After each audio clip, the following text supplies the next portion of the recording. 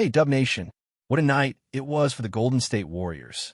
That win over the Grizzlies wasn't just another victory to stack on the board. It was a statement.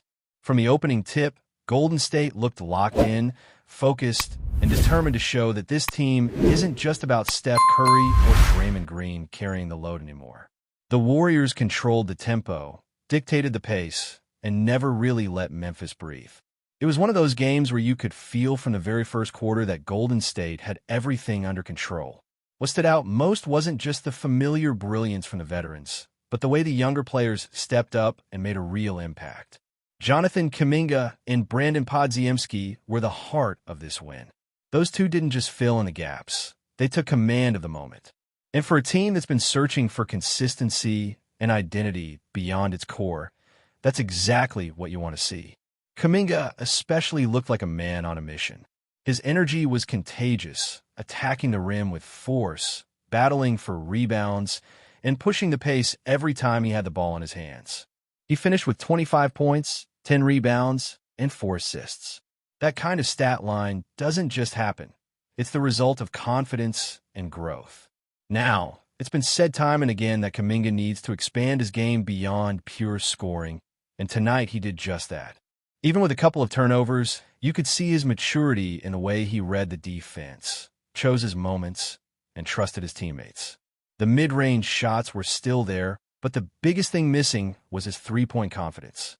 He went 0 for 2 from deep, which isn't ideal, but at least he wasn't forcing bad looks. Once he starts knocking those down more consistently, he's going to be an even tougher cover.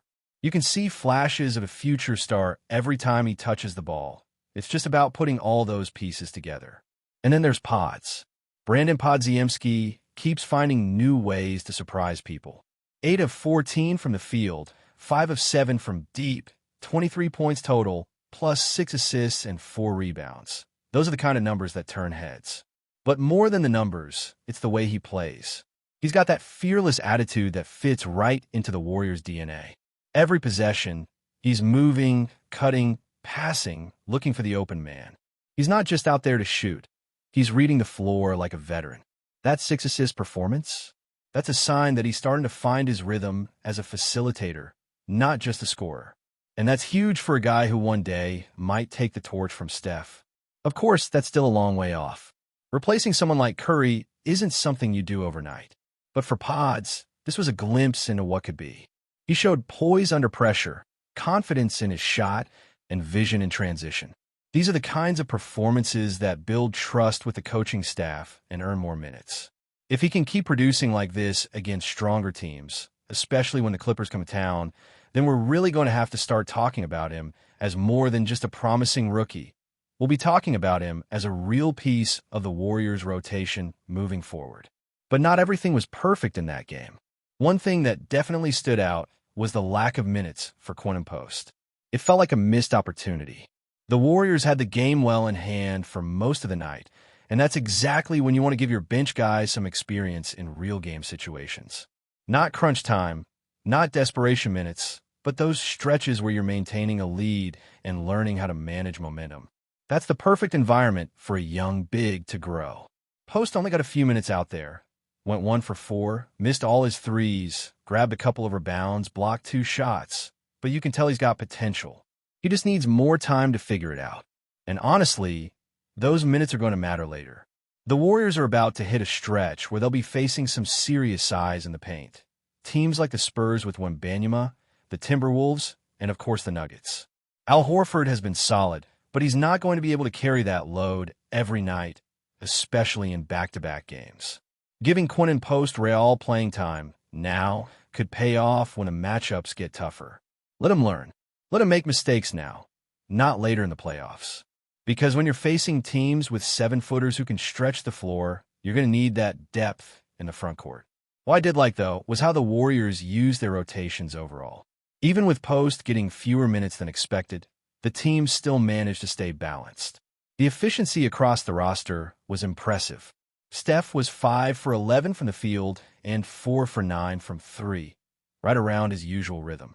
Jimmy was sharp, hitting 6 of 8 shots, and Kuminga, as we said, was 9 for 14. When you've got multiple guys hitting efficiently, It takes so much pressure off your main scorers. That's been one of Golden State's biggest challenges in recent years, finding reliable secondary offense. And if this game is any indication, they're starting to figure that part out. Now, let's talk about the upcoming stretch. The Clippers are next, and that's no easy matchup. They've got one of the deepest rosters in the league. Kawhi Leonard, James Harden, Chris Paul, Brook Lopez, John Collins, Zubac, Bogdanovic. It's a stacked group. They play physical, they defend well, and they can put up points in a hurry. Golden State has struggled against them in the past, so this game is going to be a real test. If the Warriors want to make a statement, they need to come out swinging, build an early lead, control the tempo, and make the Clippers chase. A 10 or 12-point cushion by the end of the first quarter would be huge, because once the Clippers get rolling, they're tough to slow down. But what gives me confidence is the way the Warriors' second unit has been performing for games into the season, and that bench is showing real promise. The only issue? Size. There are too many guards and not enough bigs. Buddy Hield, Gary Payton, Moses Moody, Will Richard, Pat Spencer. That's a lot of backcourt firepower, but not much help up front. It's something the front office is going to have to address eventually, because you can't go deep into the playoffs with an undersized rotation. Still, for now, those guys have been doing their jobs and providing the spark this team needs. The chemistry looks good. The ball movement is smoother, and you can see the trust building game by game. When Pods, Kuminga, and Moody are on the floor together, the energy shifts. There's more pace, more intensity, and more creativity. It feels like the Warriors of old. Quick passes, movement off the ball, and open shots created from smart decisions. That's what makes this system so special when it's clicking. You can tell they're starting to find that rhythm again. As for the veterans, they've been setting the tone.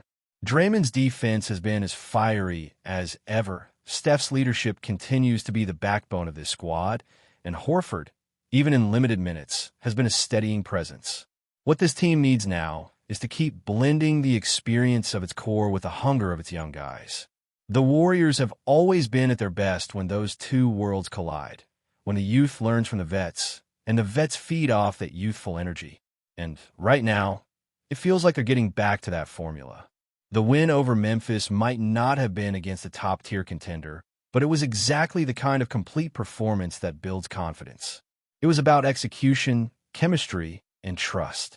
The Dubs are now 3-1, and every win like this helps set the tone for the long grind ahead. There's still a lot to work on: rotations, front court depth, consistency from deep, but the building blocks are there. The pieces are starting to fit, and if this group keeps trending upward, they're going to be a real problem for anyone in the West. Now all eyes are on that matchup with the Clippers. It's not just another regular season game. It's a measuring stick. How do the Warriors stack up against one of the most loaded teams in the conference? Can the young guys keep producing at this level when the lights get brighter and the defense gets tougher? That's what we're about to find out. But based on what we just saw against the Grizzlies, I'd say the Warriors are ready to make some noise. Heading into this next stretch, the real question for the Warriors is whether they can turn these flashes of brilliance into consistency. Beating the Grizzlies was great, but the NBA doesn't wait around for celebration laps. Every night brings a new challenge, and the Clippers are about to test everything Golden State has been building. It's not just about the offense or the flashy plays. It's about maintaining focus, protecting leads, and tightening up the small mistakes that can cost games against elite competition. This is where discipline meets ambition, and for a team blending veterans with young talent, that balance can be tricky to maintain. When you look at this matchup with the Clippers, the stakes are clear. You got a team loaded with size, physicality, and experience. Kawhi Leonard will bring his calm dominance. Harden will try to manipulate the pace with his foul drawing and step backs. And Chris Paul, ironically, now wearing Clippers colors, knows how to slow the game down to his team's advantage. The Warriors, on the other hand, are built around movement, speed, and rhythm. This clash of styles is going to test every layer of their identity. The key is going to be pace. If the Dubs can push the tempo early, get Steph and Pods open looks, and get Kuminga attacking downhill before the Clippers' defense gets set, they'll have a chance to dictate the flow. But if they let the Clippers grind them down into half-court possessions, it could get ugly fast. Draymond's role in this one will be huge. His defensive instincts and ability to communicate are what hold the Warriors' structure together. When he's fully locked in, he's more than just a defensive anchor. He's a conductor, orchestrating where everyone should be and when to rotate. Against players like Leonard and Harden, those rotations need to be flawless. One miscommunication, one slow closeout, and it's 3 points the other way. That's the kind of precision games like this demand. And with Horford expected back in the lineup, the Warriors will at least have another experienced big to handle those physical matchups inside. But still, they'll need to find a way to give Quentin Post real minutes, even if it's just to test his readiness against stronger competition. This season can't be about just relying on the same veterans every night. Golden State needs to build trust in their depth now, not later. The Western Conference is packed this year. Teams like Denver, Minnesota, and even the Spurs are rolling with big, athletic rosters. If the Warriors want to stay in that mix, they need size and balance. That means Post, Santos, and Trace Jackson-Davis have to keep developing. These games in October and November are the training ground for what happens in April and May. The coaches have to take those risks early, let the young guys make mistakes, and figure out how to contribute when the pressure's on. What's encouraging is that the chemistry is growing. You can feel it in the way the ball moves, the way the players communicate, the way they celebrate each other's success. Even when the bench comes in, the energy doesn't drop. Pods brings that hustle and confidence. Moody adds spacing and defense. And Gary Payton continues to be that spark plug on both ends. These are the small details that keep the team's heartbeat steady. You don't always need a highlight play. Sometimes it's a smart box out, a tipped rebound, or a hustle steal that changes the tone of a quarter. Still, one concern that keeps popping up is the lack of frontcourt balance. Having 5 or 6 guards getting steady minutes sounds great for offensive flexibility, but it becomes a real issue when you start facing teams with multiple 7-footers. The Warriors can get away with small ball lineups for now, but that won't hold up forever. At some point, they'll need another true big to absorb minutes and protect the paint. You can tell that Draymond and Horford are giving everything they have defensively, but they can't carry that burden alone. It's not just about height, it's about endurance, matchups, and long-term sustainability. Before we continue, make sure to leave a like and subscribe to the channel so you won't miss any exclusive Dubs updates. Let's keep going. The NBA world is buzzing with whispers that could shake the league to its core. Joel Embiid, the towering center whose dominance has long been the stuff of highlight reels, may have found a new home, and it's one that has fans' jaws dropping. Sources close to the situation suggest that Embiid has agreed to suit up in the iconic gold and blue of the Golden State Warriors, a move that could instantly reshape the balance of power in the Western Conference. For years, the Warriors have been known for their perimeter wizardry, with Steph Curry's deep threes and Klay Thompson's sharpshooting forming the backbone of their offense. Yet, despite their multiple championships, the team has often lacked a true inside presence capable of matching the league's most imposing big men. Enter Embiid, a 7-foot behemoth with a post-game so versatile it intimidates opponents before the first whistle. Imagine pairing his dominance in the paint with Draymond Green's defensive genius and the team's already lethal shooting. The mere thought has analysts speculating that Golden State could become almost unstoppable.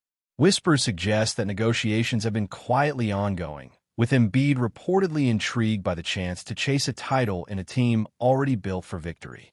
Warriors insiders are said to be thrilled at the prospect, envisioning a lineup that combines the elegance of small ball spacing with the sheer physicality of a superstar center who can control both ends of the floor.